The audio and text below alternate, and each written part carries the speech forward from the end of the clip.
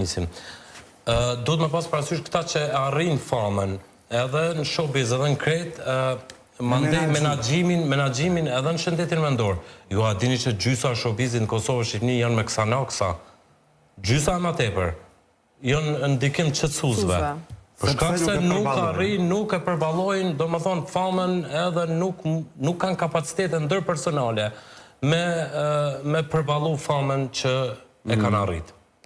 Po, për ata e ceka pak ma herët. Je kompetent, jam në atë regu. Në falni, për ata e ceka ma herët, për këtë pjesën që sa je gatshëm emocionalisht, psikikisht, mandej mas kësaj famës që e arrin, qysh me menaxhu.